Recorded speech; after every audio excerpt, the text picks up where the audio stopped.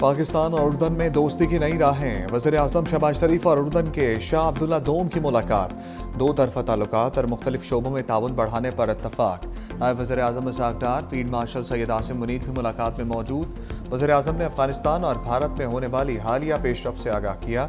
शाह अब्दुल्ला दोम का ख़ित्ते में अमन व इस्तेहकाम को बरकरार रखने में पाकिस्तान के कलीदी किरदार का एतराफ़। एलामिया के मुताबिक शाह अब्दुल्ला दोम ने गज़ा जंग के बाद इस्तेहकाम और इंसानी हमदर्दी की कोशिशों में उर्दन के किरदार के लिए पाकिस्तान की मुसलसल हमायत की तारीफ की। पाकिस्तान और उर्दन के दरमियान मुफाहमती यादाश्तों पर दस्तखत।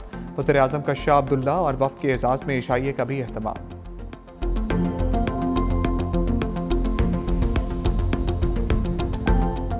उर्दन के फरमानरवा शाह अब्दुल्ला दोम की पाकिस्तान आमद। सदर मुमलिकत आसिफ अली जरदारी और वज़ीर-ए-आज़म शहबाज शरीफ का नूर खान एयरबेस पर इस्तकबाल। सदर आसिफ अली जरदारी ने कहा, दौरा दो तरफ़ा ताल्लुकात को नई स्ट्रेटेजिक जहत देगा। पाकिस्तान और उर्दन के ताल्लुकात तारीखी बाहमी एतमाद और मुश्तरका इक़दार की बुनियाद पर कायम है। Chairman People's Party Bilawal Bhutto, खातून अव्वल आसमा भुट्टो जरदारी और वफाकी वज़रा भी इस मौके पर मौजूद हैं। वज़ीर-ए-आज़म हाउस में शाह अब्दुल्ला दोम को पाक फ़ौज के दस्ते की सलामी। दोनों ममालिक के वफूद का तारुफ। मेहमान शख्सियत ने वज़ीर-ए-आज़म हाउस में पौधा भी लगाया।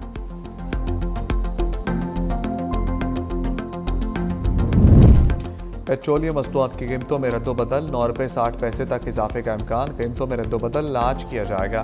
डीजल की फ़ी लीटर कीमत 9 रुपये 60 पैसे बढ़ने, पेट्रोल 1 रुपये 96 पैसे सस्ता होने का इम्कान। वज़ीर-ए-आज़म की मंजूरी के बाद वज़ारत ख़ज़ाना कीमतों का नोटिफिकेशन जारी करेगी।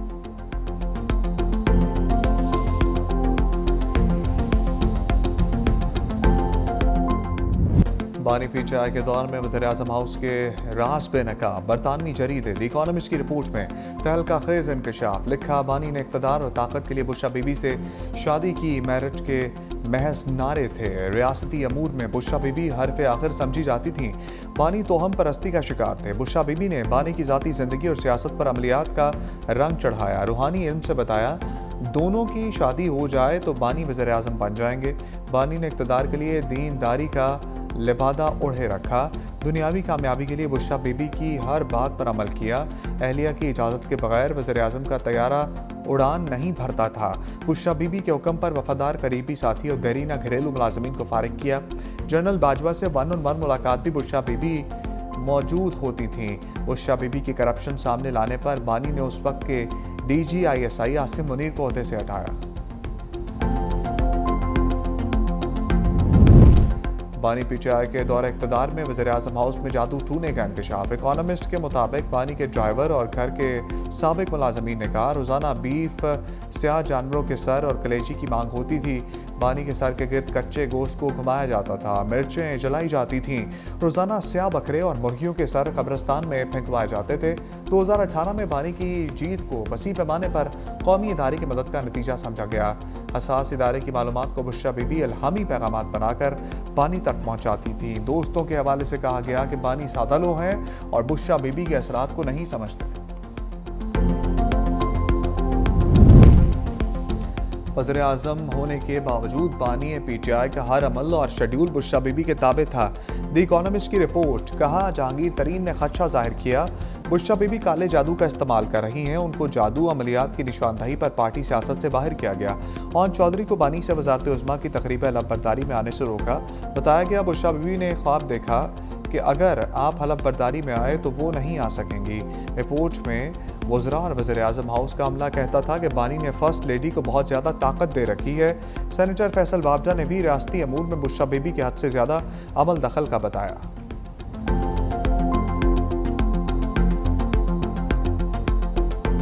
एक रूहानियत का लिबादा ओढ़े उनकी अहलिया असरअंदाज होती थी सरकारी फैसलों के ऊपर। कौन से मुल्क के साथ अच्छे ताल्लुकात होंगे, किस मुल्क के साथ थोड़ा सा रिजर्व ताल्लुकात रखने हैं। आज दुनिया के जरीदे ये कह रहे हैं कि फैसलों के पीछे एक पूरा सिस्टम था झूठ का, बहतान का, और वो तमाम फैसले वो खातून खाना करवाती थी। अपनी उन्होंने अपना ही रूहानी सिलसिला बनाया था। हताउल्लाह ताड़ा की बानी तरीके हिसाब पर लफ्ज़ी स्ट्राइक। बानी के दौर में हुकूमत के आम फैसले बुशरा बीबी करती थी। आलमी जरीदे ने बानी पीटीआई से मुताल्लिक हक़ाइक़ का पर्दा चाक कर दिया। पीटीआई दौरे हुकूमत में मौशी और सियासी फैसले बुशरा बीबी किया करती थी। साबिक़ वज़ीर-ए-आज़म की अहलिया ने रूहानियत का लिबादा ओढ़ रखा था। बुशरा बीबी के कहने पर ही बानी पीटीआई अहम फैसले करते थे। बानी पीटीआई की सियासत झूठ, मुनाफ़िक़त और बहतान के सिवा कुछ नहीं थी।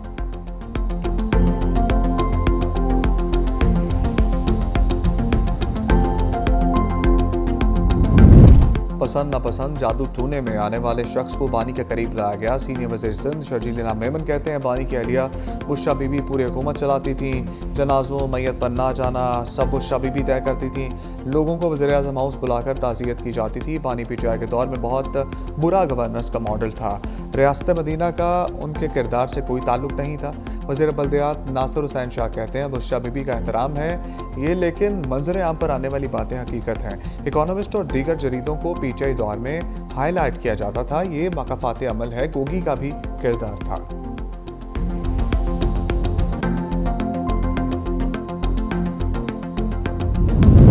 बुशरा बीबी से मुताल्लिक खुफिया कहानी मुसन्निफ़ा बुशरा तस्कीन की ज़ुबानी। इकोनॉमिस्ट की शरीक मुसन्निफ़ा ने बताया कि अभी सिर्फ 10% चीज़ें शाया की। सहाफ़ती असूलों और कानूनी तकाज़ों के बायस 90% मवाद को सामने नहीं लाया गया। 25 करोड़ अवाम के एटमी मुल्क को जादू और अमलियात से चलाया जाता रहा। सियासी तजर्बे की कमी की वजह से बुशरा बीबी जल्द एक्सपोज हो गई।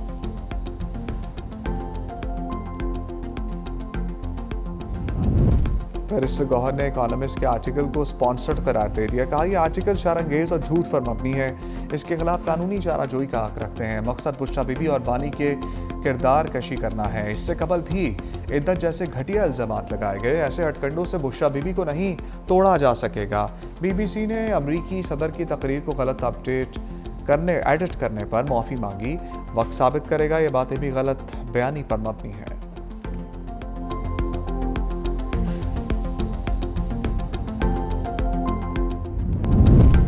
बानी पीटीआई की पहल अलीमा खान की। पंजाब भर से जायदादों की छानबीन शुरू। पंजाब भर से अलीमा खान के नाम मनकूला गैर मनकूला ज़रई रकमों की तफसीलात तलब। बोर्ड ऑफ रेवेन्यू पंजाब के डिप्टी कमिश्नर्स को मरासले जारी। अलीमा खान की पंजाब भर से जायदादों की छानबीन की हदायत। अलीमा खान की जायदादों का तमाम रिकॉर्ड ATC रावलपिंडी को अरसाल किया जाएगा।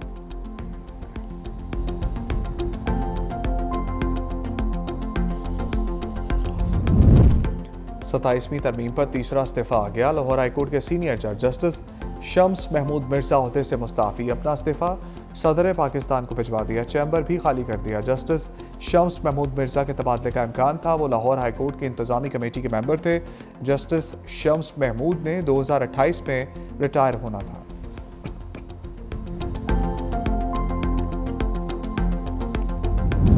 वफाकी आईनी अदालत में एक और जज का इजाफा। जस्टिस के आगा ने हलफ उठा लिया। वफाकी आईनी अदालत के चीफ जस्टिस अमीनुद्दीन ने हलफ लिया।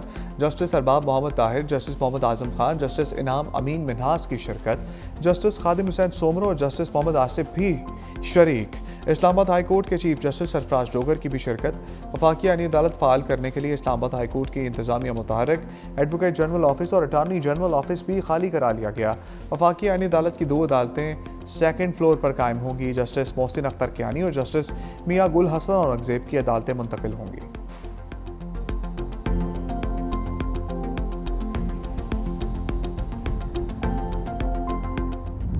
गवर्नमेंट वालों से हमने खुद भी बात की। हमने उनको बार बार एक चीज की कि दहशतगर्दी नहीं कर, हमारे मुल्क में ये अमन तबाह ना करें। फील्ड मार्शल ने भी बड़ा क्लियरली उनके साथ एक दफा नहीं कई दफा मैसेज भिजवाया उनको कि भाई दहशतगर्दी के ऊपर कोई कॉम्प्रोमाइज नहीं हो। जनरल साहब खुद यहाँ बड़ा इंटरेस्ट लेते हैं आपकी चीज़ों के लिए। हमारे लिए जो मुमकिन है हम करेंगे इंशाल्लाह ताला। मैंने अभी जनरल साहब से कहा है कि इसको उससे ज़्यादा अच्छा बनाना है ताकि जब बच्चे वापस आएँ तो देखें कि पहले से बेहतर बना हुआ। वफाकी वज़ीर दाखिला मोहसिन नकवी का कैडेट कॉलेज बाना का दौरा। तलबा और असातिज़ा से मुलाकात। हमायदीन से बेखिताब का। पाकिस्तान में सरहद पार से दहशतगर्दी हो रही है। इस्लामाबाद कचहरी हमले में भी अफगान दहशतगर्द मुलव्वस थे। दुश्मन सानहा APS दोहराना चाहता था। ये दहशतगर्द नहीं, दरिंदे हैं जिनका इंसानियत से कोई ताल्लुक नहीं। किसी को अमन तबाह करने की इजाज़त नहीं देंगे। फील्ड मार्शल कह चुके दहशतगर्दों से कोई बात नहीं होगी। हुकूमत से नाराज़ होने का ये मतलब नहीं कि आप असलहा उठा लें। फील्ड मार्शल बाना कैडेट कॉलेज को पहले से बेहतर बनवाएंगे।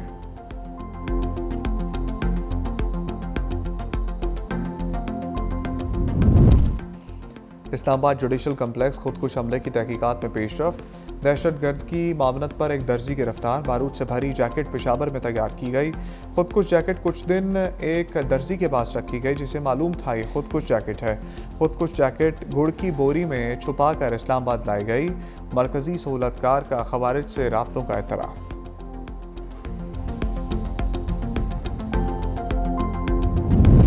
गजा की मुश्किलात में कमी न आ सकी। सिहूनी फौज ने एक माह में 282 बार जंगबंदी माहदे की खिलाफ वर्जियाँ की।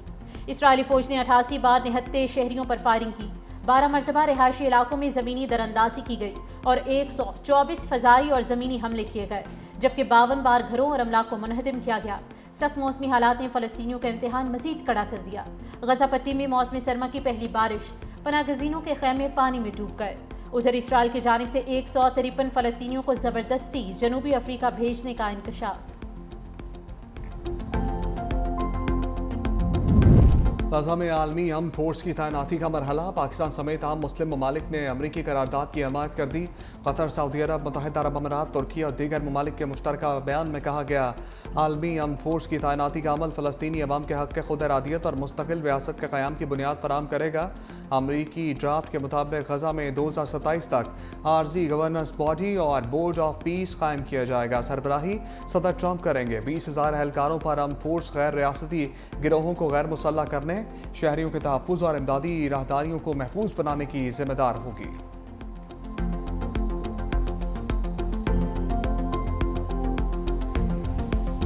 शाहीनों का लंका के खिलाफ क्लीन स्वीप मिशन। पाकिस्तान और श्रीलंका के दरमियान तीसरा वनडे आज खेला जाएगा। 3 मैचेस की सीरीज में पाकिस्तान को 2-0 की फैसला कुन बरतरी हासिल है।